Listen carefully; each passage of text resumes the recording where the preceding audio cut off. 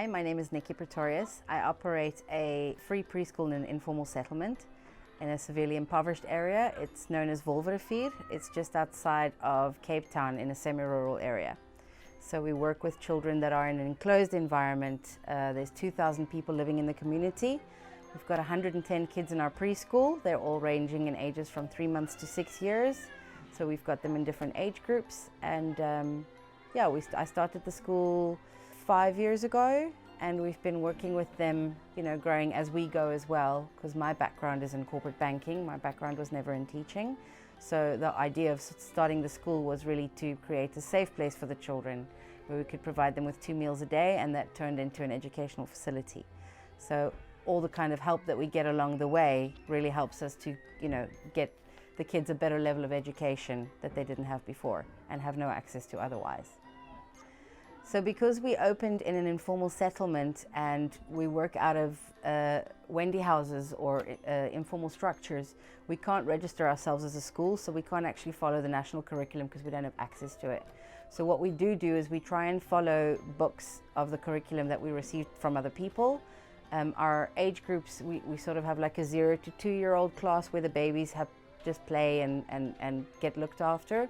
It's a very informal room. There's no formal structure in there. There's no specific learning outcomes in that area.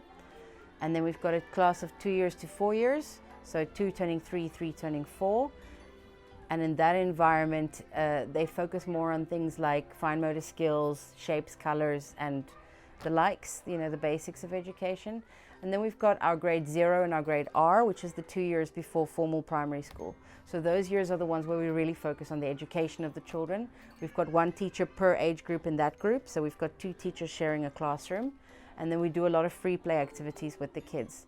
So although we have the curriculum, we follow it sort of informally because even our teachers are not educated. Many of them don't even have high school themselves.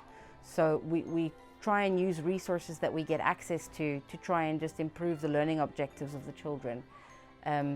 Books like the ones we received from the Bible Society, books that we received from other organizations about the curriculum that we're supposed to follow, and then we follow a lot of just free play activities that we find on sources like Pinterest that explain to us how to do the children's development through play as well. For us, and from the type of culture that the kids come from, religion is a very important factor. It's something that holds the community together very much so.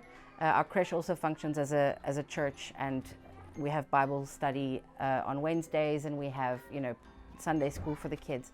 So faith is a very important part of the culture. It's also a very important part of who we are. So the fact that it's inclusive of Bible stories, which to me is really about life lessons, it's the kind of morals and ethics that you teach the children that you don't really find in many other traditional tales and the Disney kind of based things. I really also like the fact that the books are so inclusive in different learning objectives. So we've got things like fine motor skills, we've got logic, we've got problem solving, we've got all of those different type of activities in one very easy to follow book. So every child can have their own book, which really makes a difference to us as well, because they can have their name on it and we can reuse that same book every time we teach. And we can also then see the progress of the child throughout the course of using the book, which all really makes it very helpful. It's simple to follow for the teacher who's not educated.